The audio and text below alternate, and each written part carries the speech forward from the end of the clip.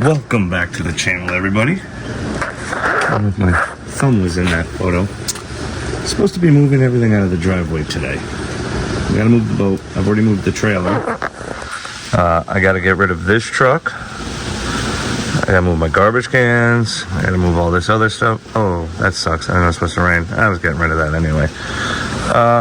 My driveway's getting repaved next week. Well, not repaved. They're coming to tear it all up, put a whole new base down, fix this, give me a wider entry because my boat goes down there. And we're finally going to get a new driveway here. I know I've seen comments in the past like, dude, the driveway's terrible. No. So they're coming Wednesday to tear it all up. There's no base, so they have to dig down a foot, put in a foot of base compacted to 10 inches, and then they're going to come back in 2 weeks and put 3 inches of compacted asphalt. And I'm adding 1,000 square feet to this driveway, so it's going to make it easier to park my trailer and my Ford on asphalt, and the front of the driveway, well, the rest of the driveway up is going to be about 5 feet wider as well. Anyway, a little rainy update. Let's look at this thing, because that's really why y'all are here anyway.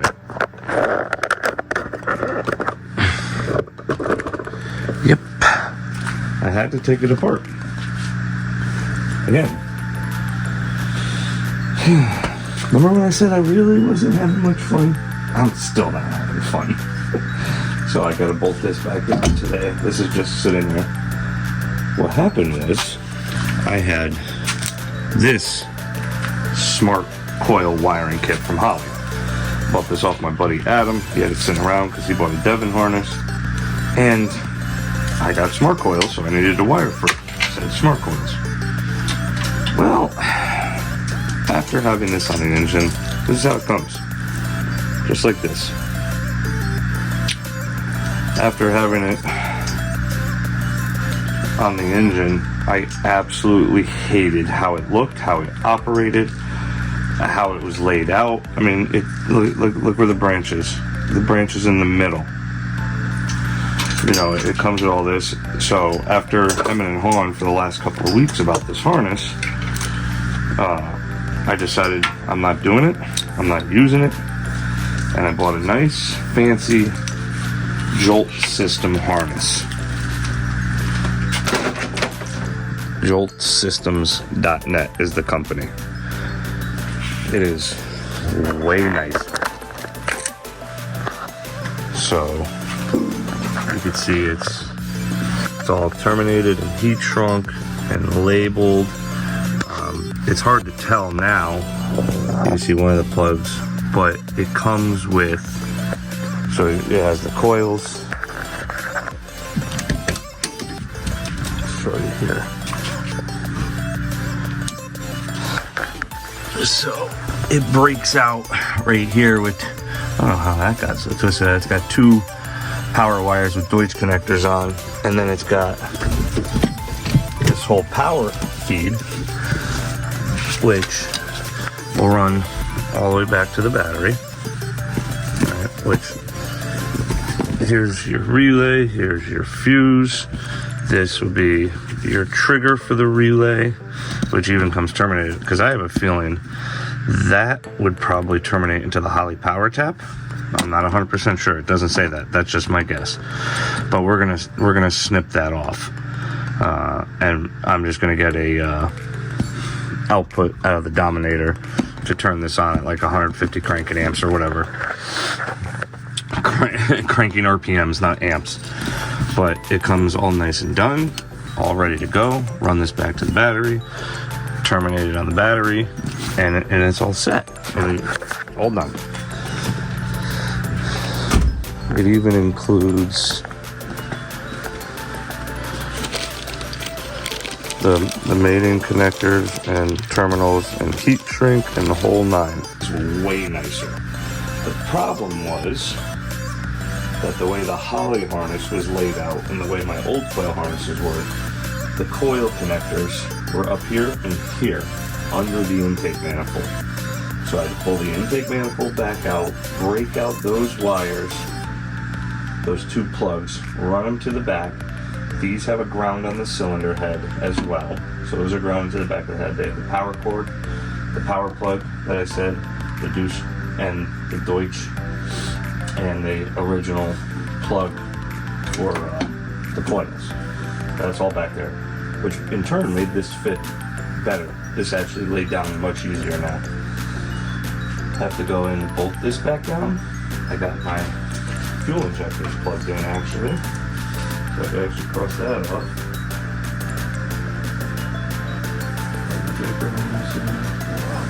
And with that off, I was able to reach my hand in the tunnel, but the plug, when I pushed it through, it went the opposite way.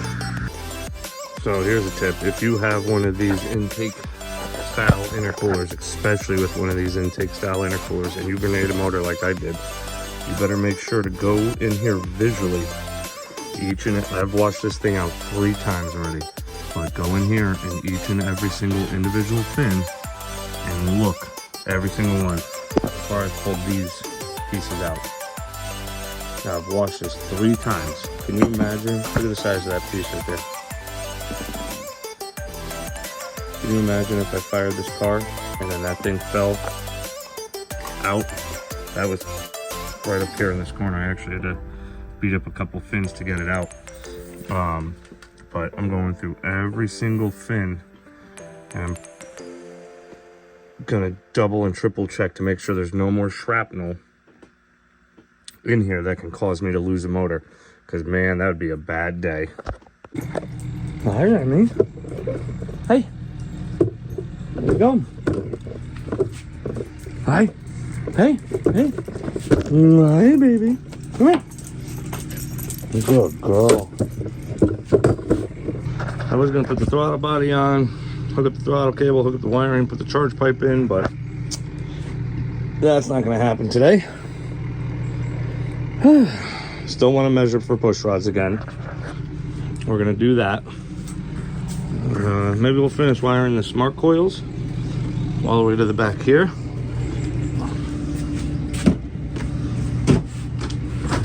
I also have to wire in. This is the power for the Pro Dash. I gotta hook up. Gotta go to the battery.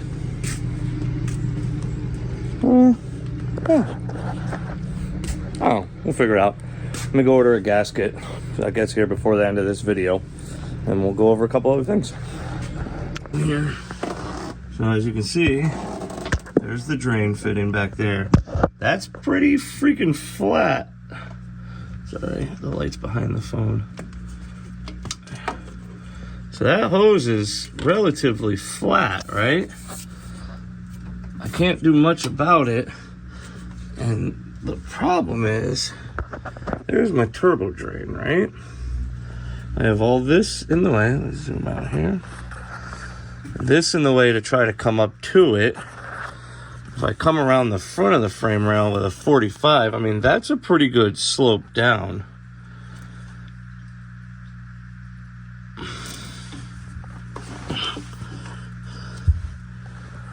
But I'm worried about that flat part. I mean, it's not perfectly flat. There's definitely you can see the block right there. I don't know. Let me go look through my fittings to see if I have a dash 12. I also have to change these out. I have the new dash 12s to go in here. So let me go change those. All right, well, I just spot checked a bunch of lifters, and I was on for my first measurements. So I'm gonna order push rods tonight for this thing. I know I'm sticking all the plugs in it. Fresh set of BR7s. Finally gapped to the, but I don't even remember what they're gapped to. They got gapped last year when this was my spare set. I'm just cycling them out. Fire core. Smart coil wires with boots. I just don't know why, like, this one sticks out so much further. Like that one is like 90. Get up somehow.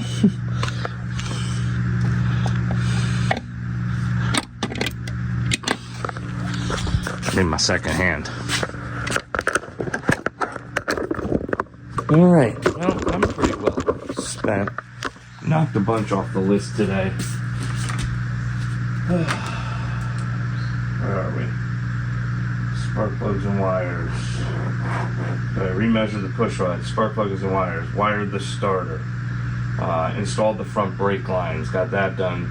Next step's bleeding the brakes, but that shouldn't be a problem. Mounted the new intercooler pump. I just have to wire the plug on that. EGT caps,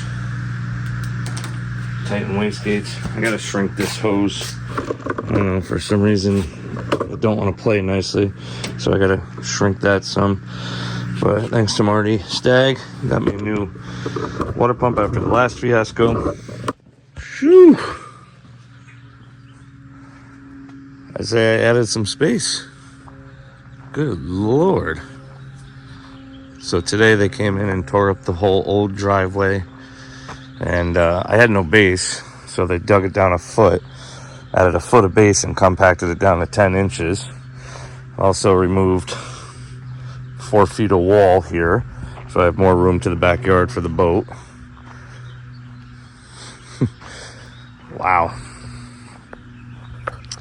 This makes me much happier trying to fit the truck and trailer now, because now that I can all park here, and that driveway is 5 feet wider as well, so make it easier to swing in. But I didn't expect it to look this wide. Shelves?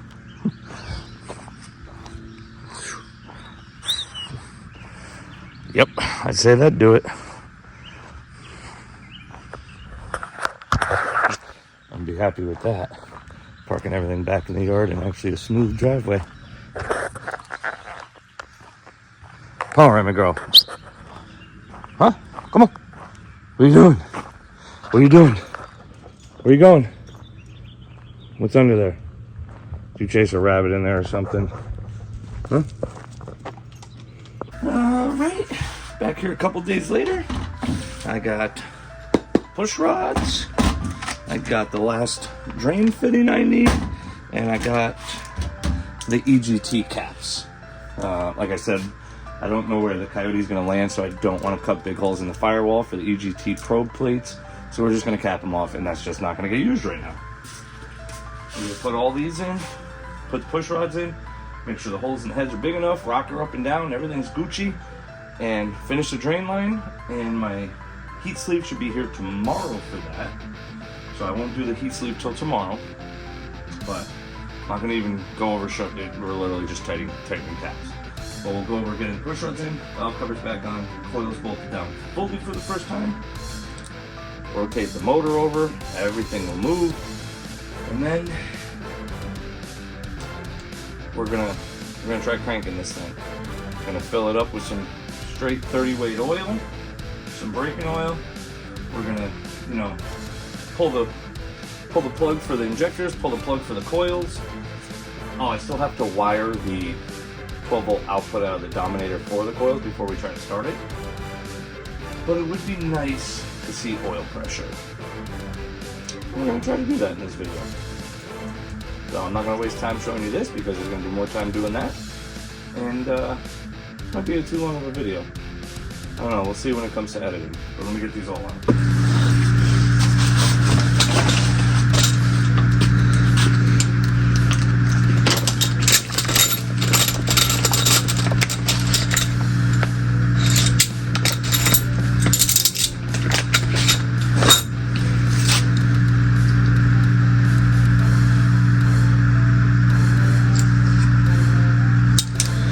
So I got some meaty 3/8 080 push rods here. These things are chunky. Made me a little nervous about the block, the head.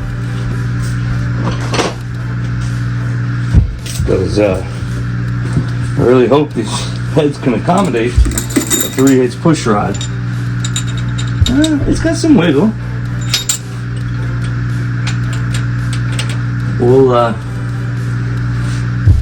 We're gonna see in the stroke. They're tight. So we're gonna go one by one, and get these things tightened down, torqued correctly.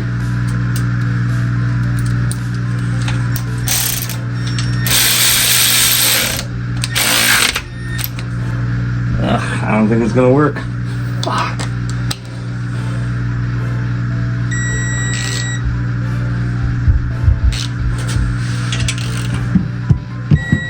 So,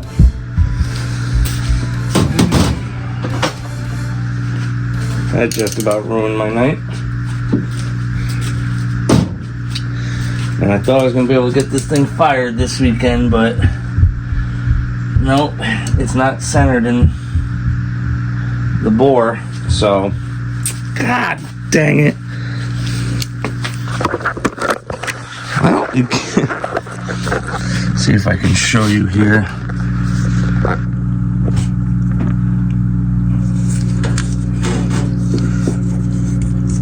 Kind of hard to see, but you can see it's pretty much up against the edge of that head. I gotta return these, and I think go with 5/16 105s, because obviously the 3/8 AFR Enforcer heads, 3/8 don't fit. That's a bummer. God dang it, man. And I just assumed a 3/8 push rod would fit an aftermarket head. I didn't even look it up. Alright, we're here a couple days later. Got some new push rods. Ones that seem to fit a bit better. You know, it's funny, they still look close. Alright, so I got all the push rods in. Rotated the motor over a couple of times. I just put 8 quarts of oil in it, and we're going to run it on the starter and see if we get oil going. I'm sure it will, but just to make sure. And no, I'm not going to try to start it tonight. We're just going to get the motor over, get some oil in it, make sure everything's good.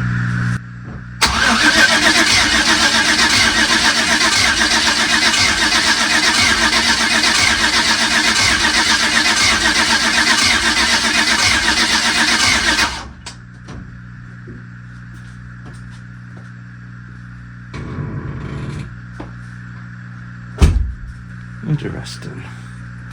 It's not picking up.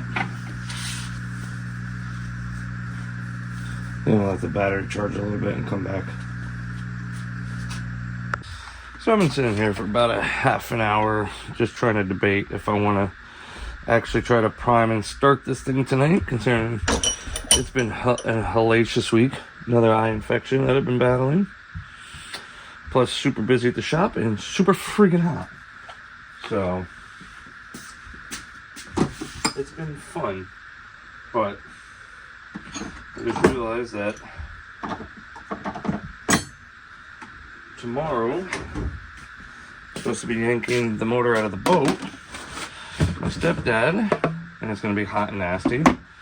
And Sunday I have a birthday party to go to, so it's leading me to getting this tonight. And really the only thing we need to fire this is prime the oil, change the injector data, change the coil data, and put fuel in it. Voila, that should start. So this is a fluid primer. I have this at this couple of these at the shop. Mighty Vac model blah blah blah blah blah fluid dispenser.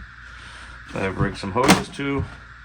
I got the fitting for the block that I just put a barb fitting in. I'm going to put 4.5 quarts of oil in here. And we're going to try to prime the motor.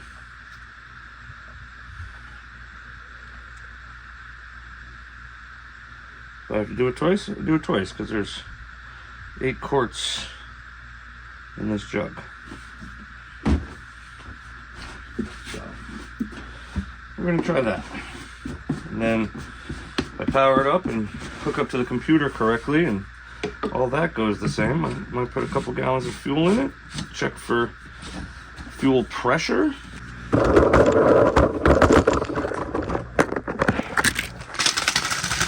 case you don't know what I'm talking about here. Going into this port, that's the side of, this comes out of the oil pump, and this is the main oil galley all the way down into the oil filter. That's what I kicked a rod through and made a gigantic mess out of. Got my plug in there to my hose. This leads to my bucket.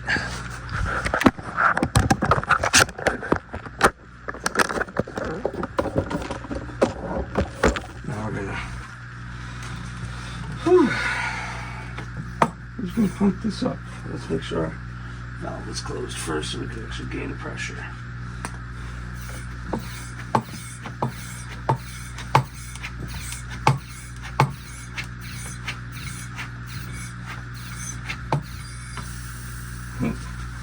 Alright, let's send it.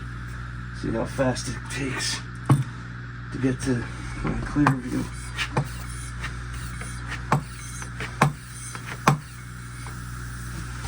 Let that sit.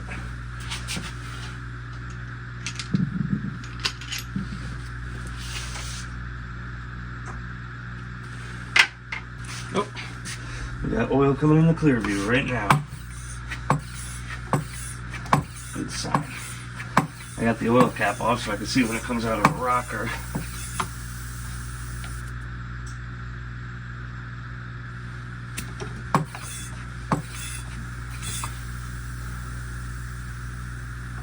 No leaks. We're doing alright. Anyway, this is going to be a couple of minutes. Take it back. Okay.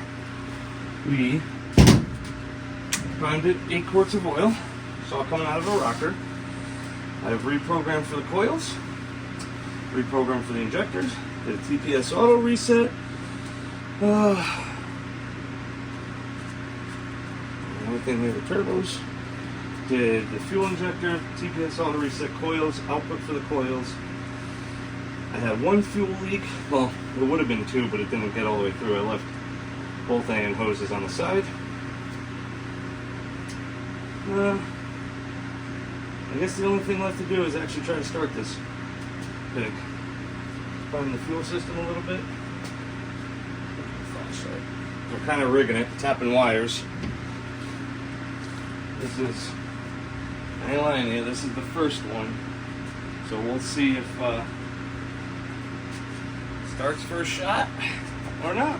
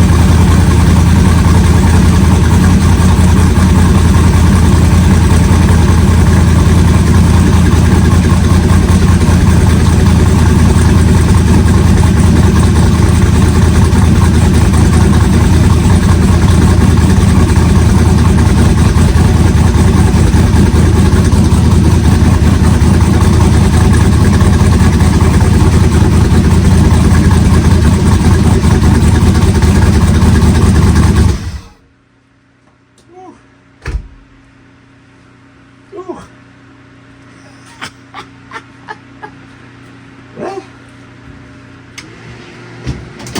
it runs. Whew, 77 pounds of oil pressure.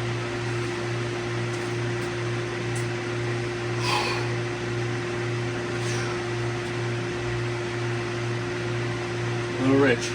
My eyes are burning. They're kind of burning. But, whew, man.